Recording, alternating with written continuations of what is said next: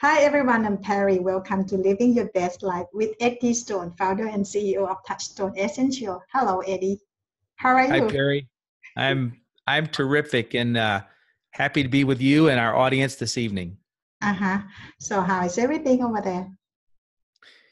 You know what? Since we last spoke, Mhm. um, we have turned the calendar on spring, and the weather has improved. And actually, for me, I just spent a week in Mexico where it was quite warm, and that was quite nice. I feel like it sort of warmed my bones up from the winter time. So now I'm ready to leap full into the spring, and which is one of my favorite times of the year. So I maybe just because of spring or whatever it happens to be, I find myself waking up in a very good mood. Warm Uh-huh. weather. I love warm weather. Okay. So here is it's warm too, kind of hot. No, more than warm. Okay. More than warm. Okay. Okay, Eddie, I have questions, okay, from our listeners. So I will start Sure. the first question from Cynthia Korinek. The question is, what do you think of the hormone growth diet? Yeah. So I think that diets that promote your body or support your body's production of growth hormone are a fantastic idea. And this is actually a subject that I've spent quite a bit of time on personally. So I'm 55 years of age, and just like everybody else in the world, when I got into my 30s, I found it pretty hard to keep my weight down, at least my percentage of fat down. Uh, just as I got older, even if I sort of had the same diets or same habits, I found I had to be much more disciplined to be able to control my weight. And of course, as you get older, you've got responsibilities that probably don't let you spend as much time thinking about the food that you're eating or the preparation of that food. And I've always exercised, but certainly when I was younger, when I had a little more time and a little more energy, I exercised more, which makes it easier to control your weight. And so I do think being conscious of habits that can support the production of growth hormone, that's really what we're talking about here, HGH, are good ideas. And of course, there are people that take growth hormone as shots or supplements. Really, it's highly regulated. Most of the time, that's through a physician. Now, that's not what I'm talking about. I'm talking about what are sort of the habits, dietary habits, and other things that you can do. And so I've kind of got a list that I kind of keep in the back of my mind. And normally, when I have a physical, it is one of the things that I have my physician test for. My numbers are pretty good relative to my age. Now, certainly my growth hormone levels will not be the same as they were when I was, say, 18 or 20, but they're well above average for someone 55. That could be because I'm lucky genetically, but probably more likely just certain habits that I try to follow. And so I've got a little bit of a list that I can share, and then people can do additional research, because there's not that question sort of suggests maybe there's one type of diet that you can follow, but it's not really a diet so much as it's a series of habits.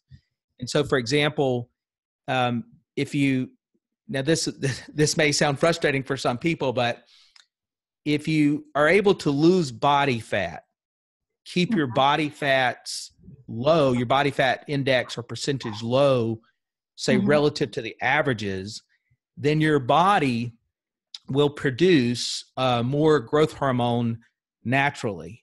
Now, someone listening might say, well, I'm trying to lose body fat, so that suggestion doesn't help me out a whole lot. But one thing it does mean is that as you do lose weight and you improve your fitness, overall, your production of growth hormone should improve. So here's a few things that people do, and we know there's research to support this. And one is fasting intermittently. And fasting is a very interesting subject. People should not fast without first educating themselves. And if they have any kind of, excuse me, medical concerns, I really encourage them to consult with a medical professional, such as either a dietitian or even their doctor, before they really start to do this kind of intermittent fasting. But intermittent fasting can mean something as simple as not eating for 3 days. That's considered intermittent fasting. Some people would extend that to say 7 to 10 days. That's probably super difficult for people that have a job and other obligations in life, because it's going to really, during that period of time, it can have a high impact on your energy level and other things. But intermittent fasting can also mean that you compress the period of time that you eat each day. And so that's really how I use intermittent fasting. I have discovered that if I try to go, say, 3 days without eating, which I've done a few times, I don't feel very good. And when I come out of that period of time, I have a hard time adjusting again. And so that's not one strategy that works for me. But what does work for me is I try to make sure there's as much as 16 to 15 hours in between certain meals. And so the example I would give you is that when I eat in the evening hours, whatever that last meal is, if it were, say, 7 o'clock at night, then I would try not to eat again. And in fact, this is what I do. I wouldn't eat again until 15 hours later. Now, that doesn't mean I wouldn't drink water. And so for me, if my last meal is 7, which that's somewhat typical for me, I would continue to drink some water through the evening hours, but I wouldn't generally drink things that have calories in them. So tea, that's pretty safe bet, and it's satisfying. And I love the sort of the warmth of something like tea in my evening hours. And when I get up in the morning, I would have a lemon water with cayenne. That's sort of my very first thing to start my day with. And I drink a black coffee, but it would be 10 a.m. to as late as 11 a.m. or maybe 12 noon before I would eat again. And that's, for the most part, that's my habit all the time, with few exceptions. Now, a lot of people say, well, I've heard breakfast is the most important meal of the day. I don't know if there's a lot of clinical evidence to support that. I think it's just one of the things we're told. And certainly with young children or school-age children, we want them to have something on their belly before they go to school, because they're churning through calories quite rapidly. But for adults, say 25 and above, intermittent fasting has shown quite a bit of promise to do some great things. It can improve your insulin sensitivity. We know that it can lower cholesterol levels and aid people in losing weight. So I'm a pretty big believer if a person can develop the habits of intermittent fasting. And so for the most part, say 11 a.m. till 7 p.m. is those hours that I would really eat things that are significant. And it's not uncommon that I would have a starch-free, animal protein, animal-free breakfast. That's pretty common for me. Snack maybe just a little bit, healthy snacks, mid-afternoon, and then have something at dinner that's got a little bulk to it. Perhaps even something like pasta, or if that's what I had this evening, some pasta and fresh tomato sauce. And then I won't eat again until tomorrow. And so that's helped me even with travel, not being able to exercise as much as I like to. That really helps me. And I believe that plays a role in driving up HGH levels. And for those that want to do some research, I think they would find some real positive support for that. The second way to contribute to your body's production of HGH is to reduce your intake of sugar. Because we know what the research tells us is that people that have a high consumption of sugars, and here I'm principally talking about man-made sugars, candies and pastries and starches and things that are sort of produced. That isn't to say that you can't overdo it with fruit, but for the most part here, we're not really trying to villainize fruit. We're mostly trying to villainize sugars, white sugars, primarily, not sugars from fruit. And I will tell you this, that when I do have, let's say if I want some orange juice, I love the taste of fresh squeezed orange juice. I would never just drink a glass of it though. I generally dilute it in sparkling water or club soda so that I'm not just drinking straight up, because orange juice, particularly on an empty stomach, can really drive up your blood sugars, which then would lower your production of HGH for a period of time. So we know that for people that are able to reduce that intake of sugar, their insulin sensitivity improves, and so does their production of HGH. in that same vein, going back to my discussion about fasting, one thing to mention there is you can have a negative impact on your production of HGH if you find yourself eating significant amounts of food late into the evening, say just before bed, because on that empty stomach is when HGH is really produced by your body. And so if you've got something on your belly, your body's ability to produce the HGH is diminished greatly because your body's just working hard to digest that when you're trying to sleep. It consumes a lot of energy and slows down some other productions in your system. So try to avoid, in addition to the intermittent fasting, try to avoid late night eating. One of the other sort of really proven methods for improving your HGH, and this kind of goes along with this philosophy, is intensity with your exercise. And so for those that, this isn't what we're dedicating this show to, but high intensity interval training, and that sounds a lot worse than it actually is. I know that probably seems like, oh my gosh, that's terrible. But it's just talking about intense working out for, say, 20 to, say, 40 seconds. But when you do that, you're giving it your all. And when that 20 or 40 seconds is over, you should find yourself panting a little bit. And maybe once you stop, you kind of burst in perspiration or sweat. And that's a good sign that you did something intense. If you do that, let your heart rate get back down, let your breath get back down, do it again 3 or 4 cycles. That will cause your body to produce, as a natural chemical response, HGH. And so intensity with exercise, which is not, most people just think of things like walking or getting to a high enough heart rate that they burn fat. That is not what would contribute to the production of growth hormone. And so that's one. And then the final thing I'll mention, and these are things I think that they're in people's control. We're talking about habits here. We're not talking about spending money, is to try to optimize your sleep. Because we know that when the body is well rested, and everybody's going to be a little different on this scale. For me, it's probably a good solid 6 hours of sleep, maybe 7. I don't seem to have a response to more than that. My body feels almost tired if I try to rest more than that. Some people need 8 hours or maybe 9, so they just need to listen to their body and pay attention to their habits. But having an optimal sleep so that you're deep sleeping and rested. Now, for me, I try to be conscious of that, right? So not too late into the evening will I be staring at my phone or computer. So I try to clean my mind up in that regard. Reading is a good way for me to get tired and be ready to go to bed. But I also use CBD oil because I do find that really helps me rest.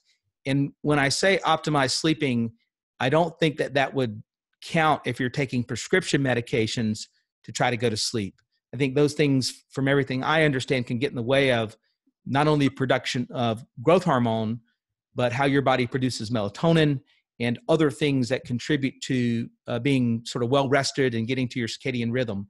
So for me, the habits that you control is intermittent fasting. Try not to eat late at night or just before bed. Trying to reduce your sugar intake, as well as the high intensity exercise and be conscious of sleeping. You can then probably realize this also means, right, we're not eating ultra processed foods, right? Plenty of fresh fruits and vegetables. And so just be wise about it. But to your person's question, if they were looking for, say, one set diet, I don't think we can give them that, but we can tell them about some habits they can try to cultivate that should have an impact on their body's production of HGH. I think the habit is very important. I think if we can have habit of eating good food. I think, yeah, I agree. And I think you just, in general, you'll rest better from something like that, right? Yeah. So, okay, next question from Marilyn Calimans. Do you eat a whole food, plant food diet? I am on the path to do this. I know it is the way of the future. I'll say, okay, what do you think about this, Eddie? I think it is a great idea, not just for personal health, but if we sort of look at our planet and the environment, one of the ways that we produce a lot of carbon is the grazing of and production of cattle just all over the world. I mean, number one, they're consuming the plants that eat up the excess carbon, but they also are producing it, right? And so, but let's set the environmental side of it away for a moment, and even let's set up thoughts about animal animal cruelty or struggles. I mean, for some people, they're a vegetarian or a vegan, I should say, because they're worried about animal cruelty and other issues. So let's just take it purely at the face value of health. And let me talk about the three things that I think are sort of the myths of a plant-based diet. And this is really particularly true, I know, here in the United States. For the most part, in the US, people have an opinion about the amount of protein that they need that is very out of balance. Their assumption is that they probably need 2.5 to say 3.5 or 4 times as much as they actually do. It's not uncommon for men in the US, other sort of Western societies, to think they need 100+ grams of protein per day. It's really a lot of protein, and most of them are getting that protein from an animal source. So it's not just the protein that they're getting, but it's the saturated animal fat and most likely the oils or the barbecuing or other things that bring carcinogenics into the equation or other health issues. And so number one, when people talk about a vegan or a plant-based diet, they go, well, where will I get my protein? There are plenty of studies, and I'm talking about peer-reviewed journal studies from universities in the United States, in Asia, and in Europe, where they've sort of debunked this myth about the amount of protein that they need. At 55, I weigh 190 pounds. I'm pretty fit. I have no trouble maintaining my muscle or my energy or anything on anywhere from 35 to say 40 grams of protein per day. And once you get to know a plant-based diet, incredibly easy to get that amount of protein from that diet, even if you're not trying to concentrate on getting all beans and legumes or nuts. For most people, they're going to get some nuts and some beans and legumes because they want to have variety in their diet. They don't want to just eat celery or broccoli or kale or cabbage all day. And so they're going to get some of that in there. But even the plants like broccoli and others or kale, they have protein. And if you're eating enough of it to make yourself feel full, you're going to be getting enough protein. So people really worry about that. And my argument would be, that's the last thing you need to worry about.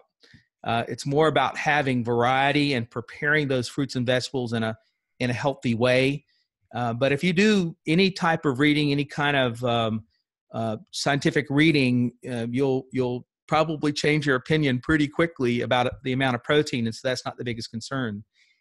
The other thing is that you hear that you need iron, calcium, basically some of those minerals that you associate with meat, particularly iron with red meat. But what people don't think a lot about is all of the deep green leafy vegetables, whether that's sea-based or land-based vegetables, they're pulling iron and calcium from the soil. Our good friends broccoli and kale are incredibly rich sources of calcium. And here's a nice thing.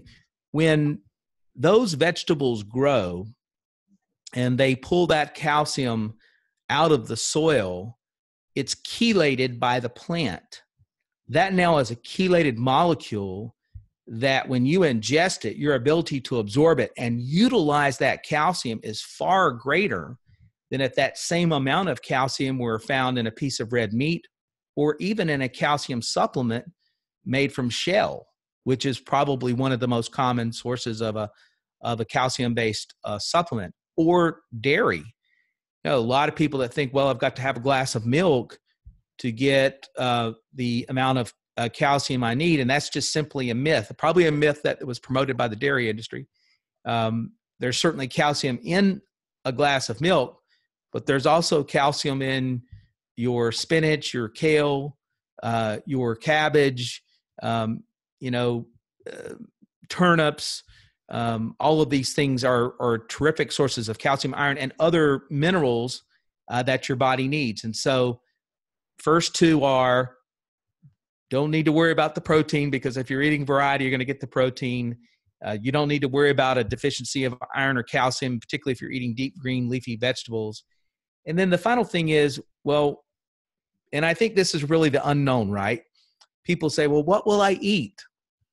I'm going to get bored, right? And the truth is, if you start to think about the portion of a satisfying meal that's actually the piece of meat, if you're eating,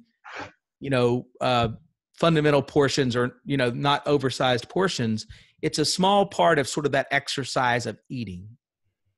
And to not think that you can't find satisfaction with plants, vegetables, basically fruits, nuts, legumes, is to kind of ignore this bounty of things that are available in the garden. You go into most grocery stores in Western sort of developed societies, and I'm sure this is very true in Thailand as well, there's a large section of produce. There's a lot of things there. Now, here's where the challenges come into play.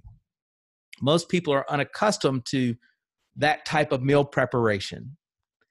And so you've got to cultivate some new habits. And I think if I were doing a con, if we've been talking about the pros, let's say, okay, what's a con or negative? It's unfamiliar. And it's kind of new. And so, and the other thing I'll say that I think is certainly an issue for a lot of people is now they've got to probably spend more time on the preparation of their meal. Now, the truth is they're probably going to save a considerable amount of money, because one of the most expensive components of any meal is the animal protein, whether we're talking about chicken, pork, beef, or sea life or fish or shrimp or whatever it happens to be. That tends to be the most expensive part of the meal. It also happens to be the one that's prepared in a way that's generally the least healthy. So you're going to have to adopt some new habits, but for those that it makes sense for, and I'm not here trying to beat up on anybody that's not wanting to have a plant-based diet, but for those that are looking for encouragement to adopt a plant-based diet, all the science is with you. And if you can cultivate these habits, and let me just make this suggestion: if there's somebody listening and you're pretty skeptical, you don't think you can make this change, just try to have one meal a day that's plant-based, one step at the time. Remove one piece of this. So if you're just accustomed to always having milk, particularly if it's whole milk, can you get away with reducing that to, say, 2 or 3 days a week and eventually none, using a nut-based milk product instead? For anybody that's an adult, it's hard to argue that they need whole milk dairy. There's so much saturated fat in it, it's just very difficult to make an argument that that's good for them on the whole. Now, I'm not talking about poor regions where they're just struggling even to find calories, right? That's sort of a whole separate discussion. But for somebody that would like to give this a try one meal a day. See if you can do it. Try to be creative. Maybe spend a little time poking around online for recipes for plant-based diet. You can Google interesting plant-based recipes, and you're going to get some ideas that pop up. And you can even do this if you're saying, oh gosh, how can I make this simple? How about a vegan protein and a greens drink? Mix them together. Throw a little peanut butter in there for having fun, some ice and some coconut water, and make that meal that you replace. You're going to feel better. Your digestive system is going to work more effectively. You'll probably find that your bowel movements are more consistent. Mm-hmm. Instead of going from sort of constipation to a loose stool, which is very typical of people that have a sort of an animal-based diet 3 meals a day, and they have just wreaks havoc to the digestive system. So I hope that people will give this a try, because here's the things that are good, right? We know that when you lower saturated fat, animal proteins, you're generally going to find that you lower your cholesterol, right? You're going to find your insulin sensitivity improves, your risk of diabetes, heart disease, even your risk of cancer goes down on a plant-based diet. And this isn't just me talking. There's tons of research out there, excellent research, peer-reviewed research. So I'm a big advocate. And for those that are listening that want to do that, I highly encourage you. It may ask about the coconut water too. They said full of minerals, right? In the same time, they said it's high in estrogen hormone. Is it okay for women to take it like often or every day? I've heard those same things. And I know particularly if you're buying an organic source, right, and not a reconstituted source, right? So I'm talking about a good quality product. Mm-hmm. We do have excellent trace mineral profiles. in terms of the phytoestrogens and other things, I really haven't seen anything in what I would call a peer-reviewed journal, right? So this is sort of proven scientific research to suggest that that's a major issue. It's almost like when we talk about soy, oftentimes soy is really given a bad rap about the estrogen issues. And I do know if a woman has a certain type of breast cancer and other things, it's certainly a problem and they need to stay away because they don't want them to have any kind of estrogen impact like that. However, most of the time that's not coming from an organic soy like a miso or soybeans that are not used for processing or making substitute proteins, right? So you got to be conscious of the source, but I would not hesitate for any woman in my life to utilize coconut water as much as they want to, as long as it's a good source. I haven't read anything that makes me have that fear. Mm-hmm. Okay. So the next question from Janice Edwards. Please have some more information on how the zeolite affects the different blood types. I am research negative blood type and have always had to be very careful what I put in my body, as my body rejects so many things and make me very ill. Would love to try zeolite. Also suffering with very low iron levels. So if there anything you could advise what to take that does not have junk stuff thrown in with it. Okay, thank you. Well, can you read that last sentence again? I don't think I understood that last part. Okay. They said, because suffering with a very low iron level, so if there anything you could advise what to take that does not have junk stuff thrown in with it, like what the doc gives us makes me really ill. Thank you. Yeah, so she's talking about a clean product, right? Mm-hmm. So you can get iron from deep leaf green vegetables, right? Leafy, deep green, kale, sea vegetables are excellent sources. Even some nuts are excellent sources. And the nice thing is we're not talking about something that's expensive, compared to, say, meat. And the amount of iron that a person needs, unless they've been diagnosed specifically by their physician with an iron deficiency, that's a medical concern, they ought to be able to satisfy that by improving the amount of deep green leafies that they're eating, as well as nuts. That would probably give them that. If they are a meat eater, then lean sources of meat may provide that, but that can be expensive and have other health issues, which is what we've been talking about. In terms of the zeolite and blood types, having worked with the zeolite now for more than a decade, I've never heard of a situation where it had an impact on a blood type one way or the other. I do know there are certain things that can impact people with certain blood types, and there are books out there about how to eat for certain blood types, but the zeolite is an inert mineral. And so to the best of my knowledge, there would be no difference between A positive, AB negative, or any of these other range of blood types that people have.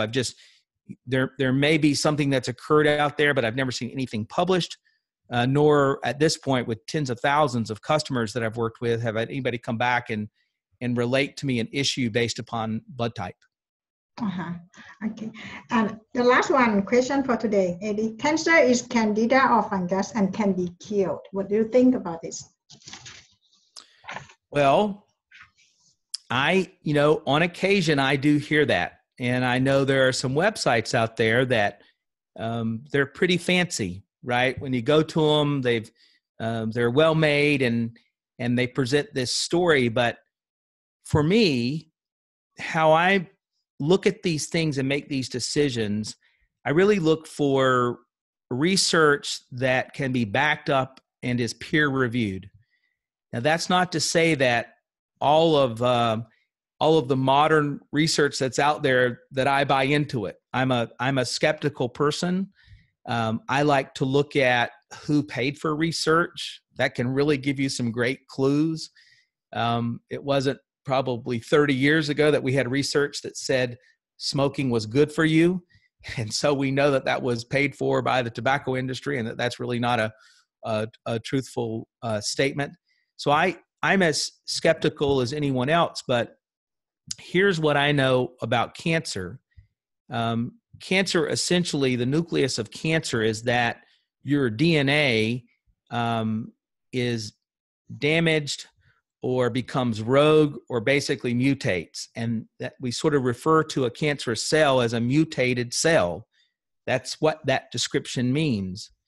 If the suggestion is, can a fungus or candida, which is a yeast-based issue, could that damage your DNA and therefore provide an environment for that DNA to become cancerous?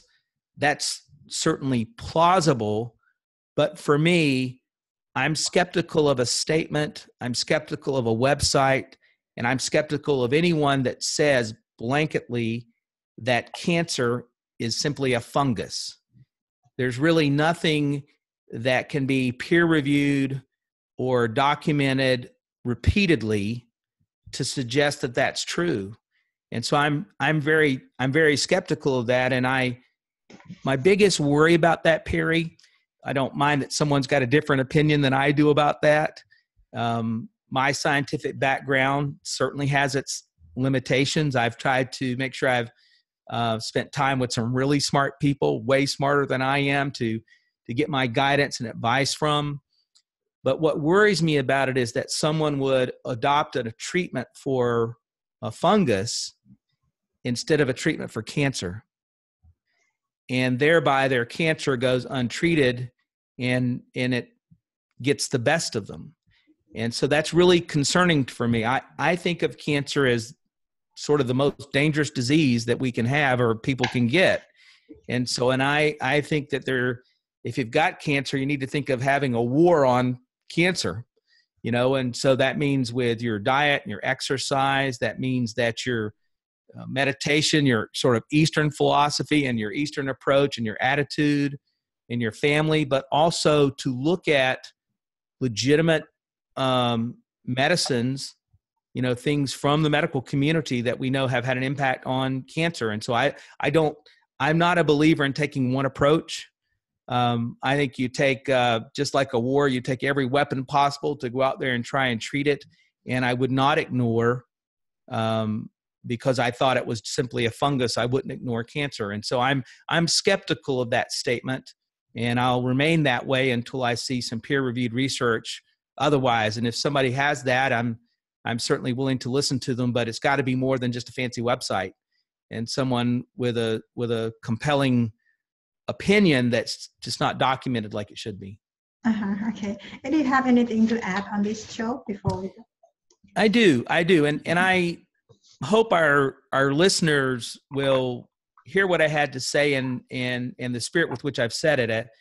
If you've really got a strong belief about cancer being a fungus, just do your research before you ignore other treatment. That's maybe my walkaway advice. I did want to say one thing I found interesting in the news in the past week or so that I discovered.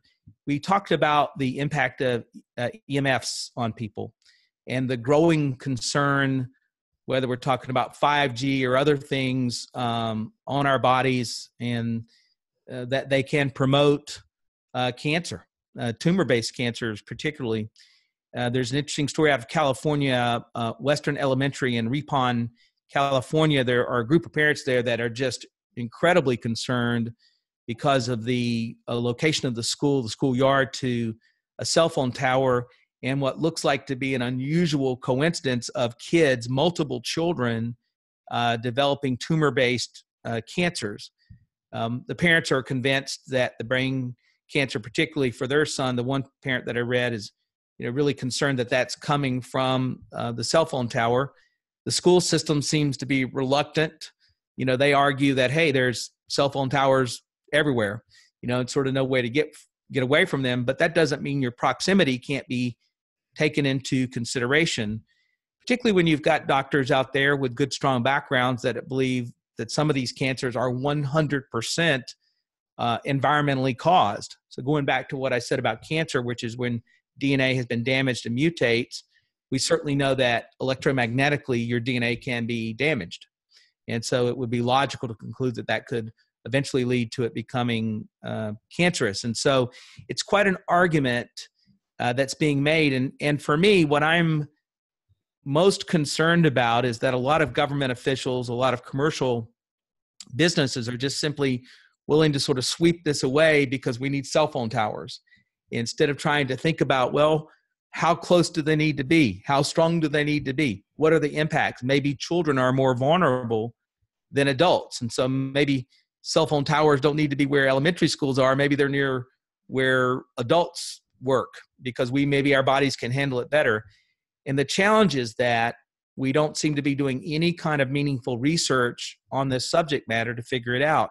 We're sort of steaming, straight ahead, as we've talked about on this show, with the implementation of 5G globally. And the bottom line is MS, we know, can cause anxiety, insomnia, inflammation. You get people talk about depression, all kinds of fatigue, disruptive to hormonal balance. And so these are concerns. And so I bring it up because it's just more reasons for our audience, myself, you, to be vigilant and just think about the role that our environment plays in our health and the health of our kids. And when we can have an impact on it, we need to try to have an impact. We're not always able to. I spend a heck of a lot of time on airplanes, not the healthiest place in the world to spend time on, but it's necessary for my work. So it's a trade-off that I make, and I do it with my eyes wide open. And that's all I'm looking for anybody to do, is to make sure they've got their eyes wide open as they observe these issues and think about, okay, what am I doing positively impact, not positively impact my health environmentally? Even when we have to live in this environment, some people have no choice. Okay, so what can we do best? Well, I go back to diet, exercise, quality of sleep, peace of mind, trying to control stress. And I'm not trying to say that any of that is easy and or that that's somehow a total solution. But you can sort of think to yourself, okay, you've got two individuals or two families that are in the same situation. One household is trying to do their best from a healthy diet standpoint, trying not to have as much screen time as, limit the screen time for the adults and the kids in the house. They're trying to eat fresh fruits and vegetables, less sugar. Can we get some exercise? Can we get some exercise away from the house that's close to the cell tower? Can we get out in nature away from the house? For most people, traveling a little bit from their house into nature, not that expensive. It's not always available, but not so expensive. And so can you do some things to just lower your risk and bring some more healthy habits into it? So if you're going to be stuck in that circumstances, cultivate your healthy habits. And my challenge is for the individuals that don't try to do that. They spend all their time really just eating ultra-processed foods and ignoring these things and allowing themselves to sort of adopt an attitude, hey, I'm just a victim of circumstance. There's some truth to that. We all are a victim of some circumstances, but at the same time, we can have some positive impact. And so any habit, just like we were talking about on the plant-based diet, maybe just have one meal a day that's plant-based, right, as a way to get used to it. And one meal can have a difference. And so in this case, try to find some healthy habits within the confines of the place you have to live. Yeah, but still, even we do our best, but like the cell phone is just there, it's like every day we take good food, good habits, but the cell phone is working every day just in front of us. So no question. We've made some choices with modern society, and it has an impact. So that's probably a question better for a philosopher than for me. So all I know is to take what the circumstances I have and try to live as healthy inside of them as possible. Okay, thank you so much, Eddie, for all your answers today. See you next time. Thank you, Mary. Okay. And for those that submitted the questions, thank you. We appreciate the chance to have an opportunity to share with you. Okay, so I'll see you next time, Eddie. Have a good day. Bye-bye. You too. Bye-bye. Bye. Bye-bye.